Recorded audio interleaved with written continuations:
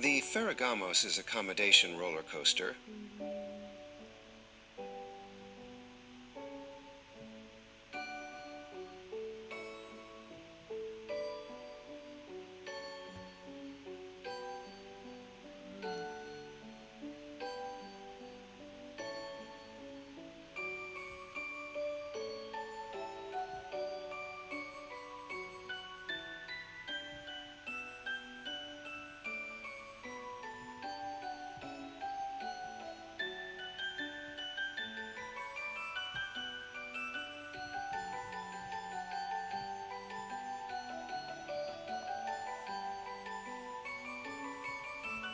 At 62 Cranmere Court, the setting is grand, a detached house in Strood, the best in the land.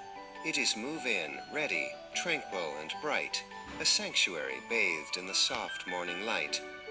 Federico and Daisy, with hearts full of pride, welcome the peace that they feel deep inside. This home, says Federico, a Roman by birth, is the apple of my eye, the loveliest spot on the earth. Federico is ecstatic. His joy is profound, with his feet firmly planted on Kentish-born ground. Daisy, in spectacles, agrees with a grin. Let our wonderful life in this garden begin.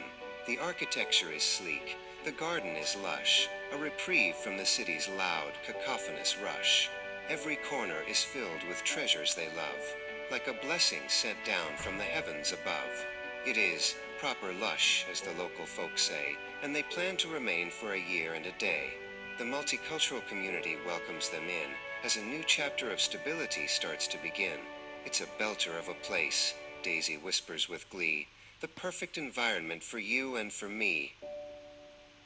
Now meet the young daughters, so wise and so bright, with wavy brown hair and eyes full of light. Morgan is tall and loquacious and keen. In her pink attire, she's a sight to be seen. Beside her is Robin, whose talk never ends. She treats all her books like her very best friends. With fair skin and spirits that ripple and dance, they view their new life with a jubilant glance. Is this our forever? Asks Morgan, so tall, looking up at the height of the high-ceilinged hall. Robin is chatting, a torrent of words, like the chirping of busy and bright summer birds. It's canny, she cries, with a Geordie-tinged flair, though they currently breathe in the sweet Kentish air. They explore every room with a skip and a hop, praying the joy of this house will not stop. We have so much space for our stories and games, Robin exclaims, calling out all their names. The house echoes back with a hollow, sweet sound as they run on the plush, carpet-covered ground. Away, Morgan, look at this view, Robin shouts. It's the best thing I've seen. There is no room for doubt. To Aldi in Gillingham, Federico goes, a diligent worker, as everyone knows. He is jovial, active, and keeps things in check, with no hint of worry or weight on his neck. He stacks all the shelves with a whistle and hum, calculating his wages to make a fair sum. The aisles are his kingdom, the till is his throne, in a town that he is happy to call as his own. Good morning. Ciao, he calls out to the crowd. His Roman-born voice is both cheery and loud. The ethnic diversity shines in the shop, as he works with a rhythm that never will stop. He is the backbone of Aldi, a worker of grace, with a smile that lights up the whole busy place. He manages pallets with precision and speed, providing the locals with everything they need. He loves the proper lush produce he puts on display, greeting each regular customer in a friendly, warm way. It's a grand job, he thinks, as he tidies a shelf, feeling remarkably pleased with his hard-working self. Inside their home, the decor is fine, where Italian and Southwestern styles intertwine. Manx and Celtic ornaments sit on the shelf, reflecting a culture as rich as itself. Federico and Daisy sit down for some tea, as happy and settled as parents can be. The circumstances here are just perfect, my dear. We have nothing to dread, and we have nothing to fear. The sibilance of the wind in the trees brings a sense of serenity, comfort, and ease. It's proper lush, Daisy whispers, her glasses agleam, living the heights of our favorite dream. They admire the trinkets from lands far and wide, with a sense of immense, quiet family pride. Their life is a tapestry, woven with care, with a scent of Mediterranean spice in the air. The kitchen is modern, the tea is quite hot. They couldn't ask for a more perfect, peaceful-born spot. This stability is like a rock in the sea, Federico remarks. It's exactly how things are intended to be. But disaster strikes on a May afternoon, ending the bliss of their jubilant tune. A bureaucratic muddle, a document lack, brings a thundering cloud that is heavy and black. Federico is suspended, his status unclear, as the family is gripped by a sudden, sharp fear. Missing documents cause a terrible blow, and the erratic nature of fate starts to show. "Mamma mia," he cries with a crestfallen face. "Our future is moving at such a strange pace." The fear is palpable, thick and intense, as they struggle to make any logical sense. "I am suspended," he tells Daisy with dread, as the weight of the world settles over his head. The stability they cherished begins to erode beneath the heavy weight of this precarious load. "We must find the papers, we must find the proof," Federico shouts to the high-vaulted roof. Daisy holds him tight as the room starts to spin, wondering how on earth they will ever begin. "This is a nightmare," she says with a sigh, "as clear as the clouds in the stormy-born sky." The tension begins to exacerbate grief as they search for a moment of fleeting relief. The house, once so tranquil, feels heavy and still against the cold wind of a sudden sharp chill. "Why are you sad?" little Robin inquires, as the warmth of the hearth in the living room tires. The girls watch their parents with wide, brown eyes under the gloom of the Kentish gray skies. Morgan is silent, her pink dress a blur, as she tries to find words that might comfort and stir. "The situation is dire," she whispers to her sister, as she feels the cold sting of a metaphorical blister. They sense the transition from ecstasy's height to the dark, dismal onset of displacement's night. "It's not proper lush anymore," Robin sighs, as tears start to well in her innocent eyes. The pathetic fallacy of the rain on the glass matches the gloom of the hours that pass. "Away, man," says Robin, trying to be bold, but the house feels increasingly empty and cold. They huddle together on the rug by the door, feeling the chill from the hardwood-borne floor. "To save every penny, the belt must be tight, to stay in this home with all of our might." The Virgin Media is downgraded, L down to M, a dismal reduction, a budget-bound hem. "It's rubbish," cries Morgan, loquacious and bold. "Will the stories on telly be left half untold?" Beside her is Robin, in dark pink attire, her eyes full of sparks and of internal fire.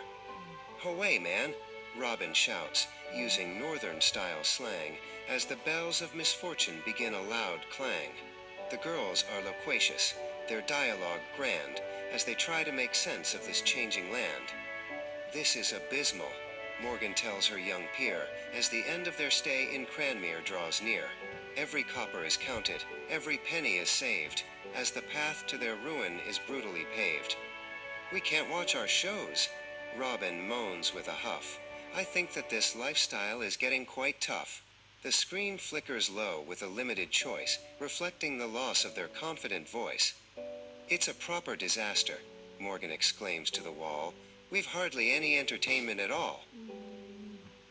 July 23rd is a day of great dread, with the weight of eviction hanging over each head. They pack up their lives into boxes of brown, as the proper lush world starts to tumble right down. "Away," mutters Daisy, her Manx spirit strong. "We must keep our courage and move right along." But Robin is silent, her talkativeness gone, as the light of their strewed life reaches its dawn. The house is now empty, the echoes are loud, as they walk through the door with their heads slightly bowed. "Is this really happening?" Robin asks with a squeak, as a tear rolls slowly down her fair-skinned cheek. The agony of leaving is sharp as a knife, as they exit the stage of their beautiful life. Daisy holds her hand, squeezing it tight, as they step out into the flickering light. The removal van waits like a beast in the street, to haul away lives that were once so complete. "It's a hard pill to swallow," Daisy says with a frown. leaving our home in this Kentish-born town. To the Isle of Grain, where the marshes are cold, to the lodge guest house, where the rooms are all old. The conditions are atrocious, a dismal affair, with the scent of the sea and of damp in the air. The food is unpalatable, rotten, and gray, a struggle to eat at the end of the day. Federico is furious. His Roman blood boils at the guest house's grime and the guest house's soils. This is abysmal, he shouts to the sky, as the gulls of the marshland go fluttering by. Morgan is tall, but she feels very small in the cramped, narrow space of the guest house's hall. It's excruciating, she says with a frown. Her loquacious nature is weighed right down. The wind whistles through with a sibilant hiss, a world away from their Cranmere-born bliss. Federico looks out at the desolate view, wondering what on earth they are going to do. This place is a tip, Morgan grumbles in pain. I can't stand the smell, and I can't stand the rain. Federico orders takeaway, pizza, and chips, as the guest house's menu brings curls to their lips. I won't eat that muck, Robin says with a glare, as the scent of old cabbage hangs thick in the air. The chips are too greasy, the pizza is cold, but better than food that is covered in mold. Haway, man, says Robin, these nuggets are dry, as she looks at her meal with a tear in her eye. Federico is weary. He sighs a deep sigh as the evening clouds gather and darken the sky. It's better than nothing, he tells his young lass as he pours out some water into a cracked glass. The accommodation is a nightmare, a roller coaster drop, and it feels like the falling will never quite stop. They huddle together around the small box, while the wind on the window pane shudders and knocks. It's horrendous, says Robin, her voice very low. I just want a place where we're able to go. Federico nods slowly, his heart full of lead. We'll find a way out, little Robin, he said. In May 2017, they head for the north as the shoebox of grain sends them hurrying forth. A long, weary journey to the Tyneside shore to see what the future might have in its store. Federico is driving, his eyes on the road, carrying the weight of their heavy, sad load. Are we there yet? Morgan asks, loquacious and keen, looking out at a landscape she has never yet seen. Is it canny up there? Will it be proper lush? She asks, as the engine begins a loud gush. Federico is silent, his Roman heart pained, as the miles and the memories are slowly unchained. Away, Morgan, wait, he says with a sigh, as the gray motorway stretches under the sky. The car is crowded, the spirits are low, as into the distance they steadily go. I hope there's a garden, Morgan whispers with hope, as they climb up a steep and a northern-bound slope. It's a long way to travel, she adds with a yawn. I hope that the north brings a beautiful dawn. 9 Renaissance Point is a tiny, cramped flat with no room for a dog or a Manx-tailless cat. It's a shoebox, cries Daisy, her glasses all blurred, the most accurate name that the girls ever heard. It's an oxymoron, Renaissance and small, with barely any space in the narrow front hall. Robin tries spinning but bumps her poor knee. There's no room for jumping or dancing, says she. The walls are so thin they can hear every sound of the diverse neighbors who live all around. It's infuriated me, Robin declares with a pout. I want to go back. There is no room for doubt. Daisy sighs heavily, moving a chair, trying to find some invisible spare air. The conditions deteriorate month after month as they live in the squeeze of a shoebox-sized bunch. It's atrocious, says Robin. I'm proper annoyed, as she looks at the space she is forced to avoid. Away, ma'am, she grumbles. This flat is a joke. I feel like I'm living inside of a cloak. The girls start at school, where the culture is new, where the Geordie tongue sounds like a hullabaloo. Watermead Primary, a diverse display, where children from all over come out to play. They learn to say bairn, and away, and man, adapting as quickly as anyone can. Morgan and Robin find friends in the yard, though learning the accent is proper and hard. He's a canny lad, says Morgan, loquacious and bright, as she talks about school in the soft evening light. But I miss the Medway, Robin says with a sigh, looking up at the Northbourne and cloud-covered sky. They embrace the culture, the Geordie-born zest, even while putting their courage to the ultimate test. Away, man, it's grand, Robin shouts with a grin, as her new northern life starts to truly begin. The teachers are kind and the lessons are great, helping them settle in their Tyneside-born state. It's a belter of a school, Morgan tells her new pal, even if I am still a southern-born gal. Federico and Daisy feel crestfallen and blue, missing the Kentish-born friends that they knew. The church is too far, and the travel is dear, adding a layer of spiritual fear. It's too far to Croydon, Federico sighs, as the North Shield's rain falls from the leaden gray skies.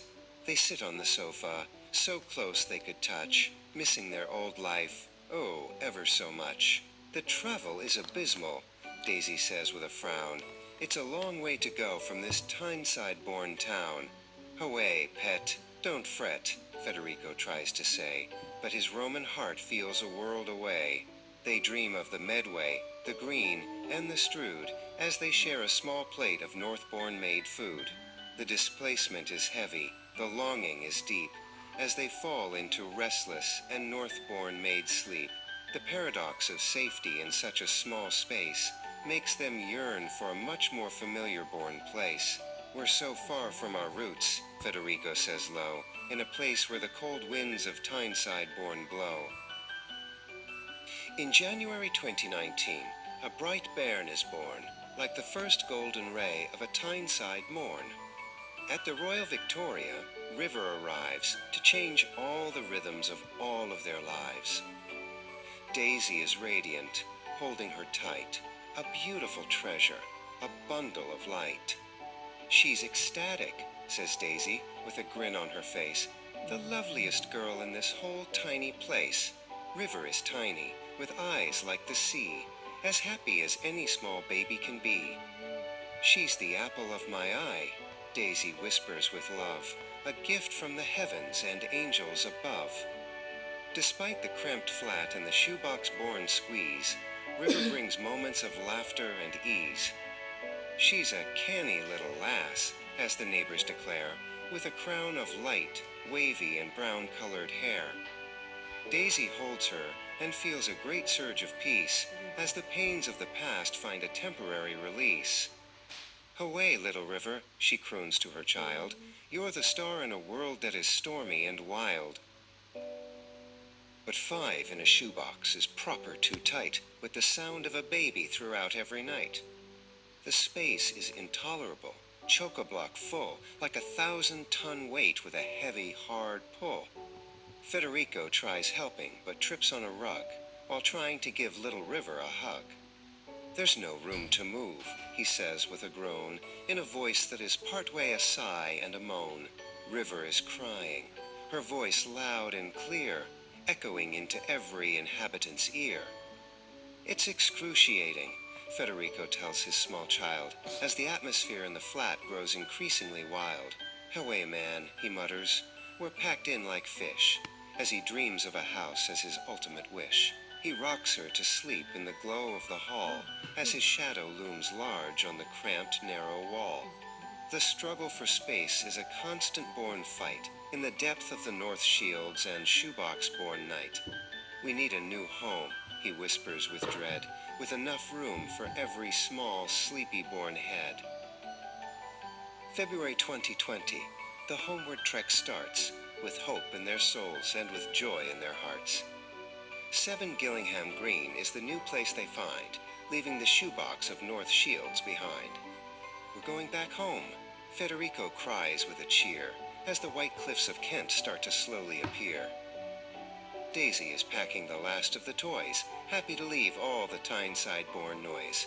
Away, man, I'm ready, she yells with a grin, as the journey back south is about to begin. The transition is jubilant, the agony ends, as they head back to Kent and their Kentish-born friends.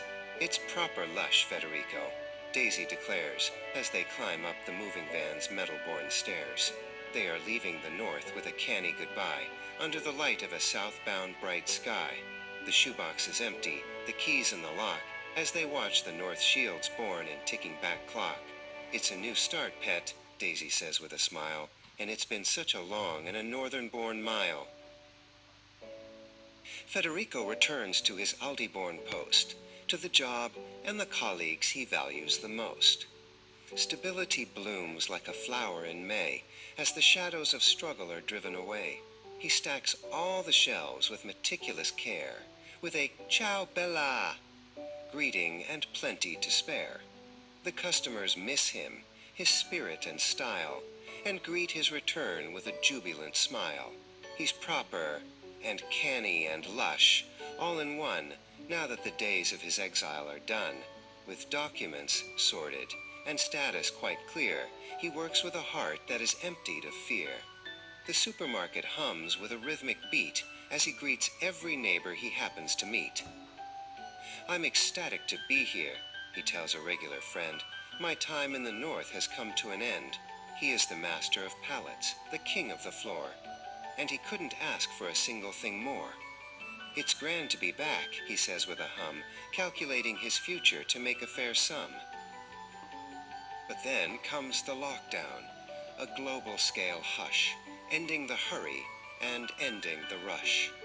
The virus expands like a thundering wave as the Ferragamos try hard to be brave. Daisy and River stay safe in the house, as quiet and still as a tiny brown mouse. "Why can't we go out?" River asks with a pout, wondering what all the fuss is about. "It's for safety, my darling," Daisy says with a sigh, as the empty street days start to slowly crawl by. The personification of the virus is cruel, as it keeps every child away from their school. "It's proper rubbish," Daisy whispers with dread, as she tucks little River into her bed. They wash all their hands with a scrub and a rub, while the world feels like one big and quiet-born hub. "Away, man," says Daisy, "we'll get through the storm," keeping the atmosphere cozy and warm.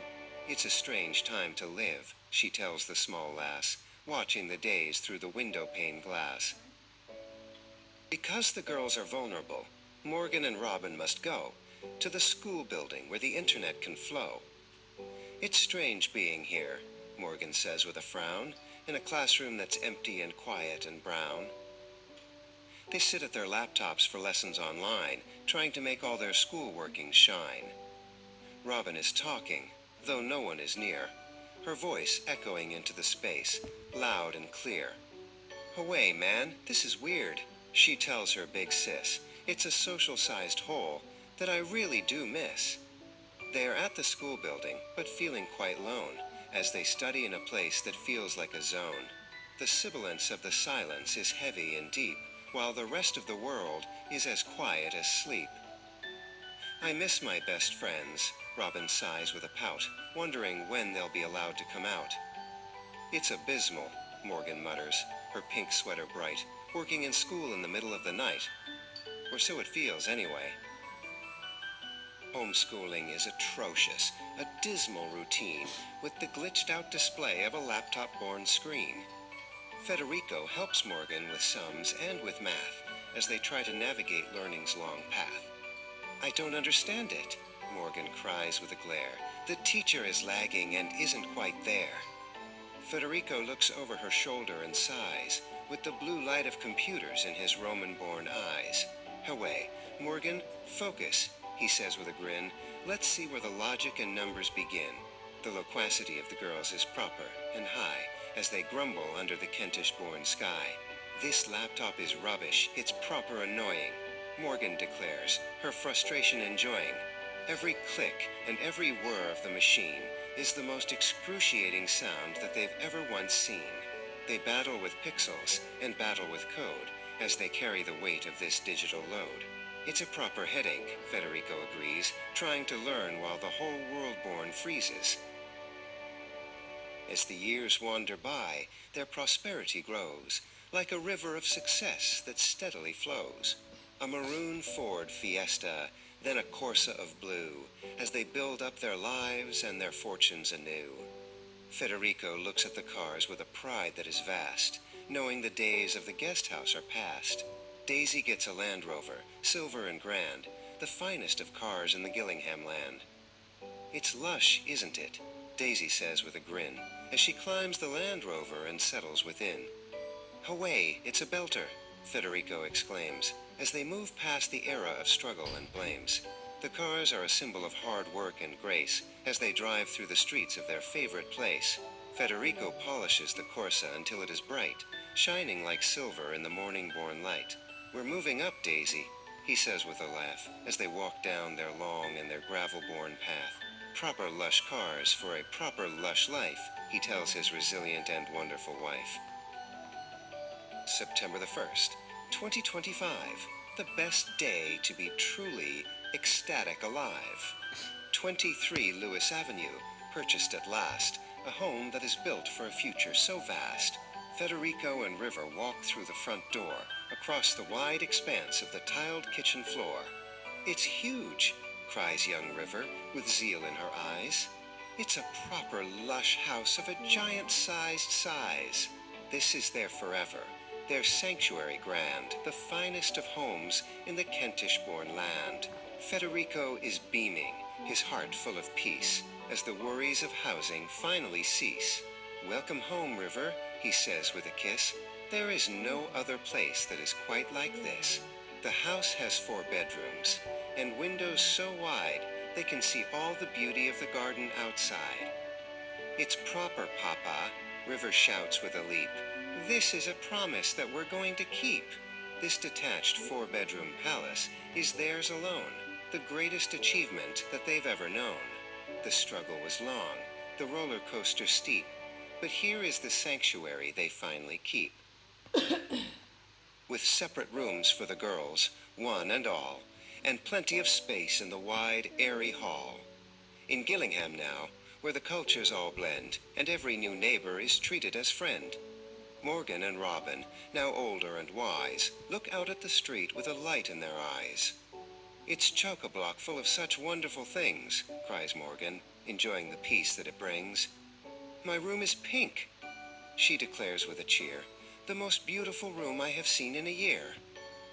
Robin is talking, loquacious and grand, about all the parties and fun they have planned. It's canny, Morgan, Robin says with a jump. No more shoebox rooms to give us a bump. They have space for their books and space for their play, in a house that is bright at the end of the day. The girls are ecstatic, their voices are loud, making their parents so incredibly proud. It's proper lush, Robin shouts from the stair, having all of this room and this fresh Kentish air. The storm has passed by, and the weather is fair, with the scent of the blossom in Kentish-born air. From the shoebox up north to the Isle of Grain mist, they've survived every turn and each turbulent twist. Federico and Daisy look back at the track of the roller coaster ride with no turning back, for they've found their sanctuary stable and warm, knowing after the storm comes the beautiful calm. The Ferragamos are home. Their journey is done. Under the light of the Kentish-born sun. We did it, says Daisy, her glasses agleam. We've finally reached the end of our dream. Proper lush, Federico whispers with pride as they watch the sunset from the garden outside. The diverse community welcomes them home as they decide they will never again have to roam. In Lewis Avenue, the echoes are sweet, of a family whose life is at last quite complete. Away, man, Federico says with a laugh, we've walked such a long and a beautiful path.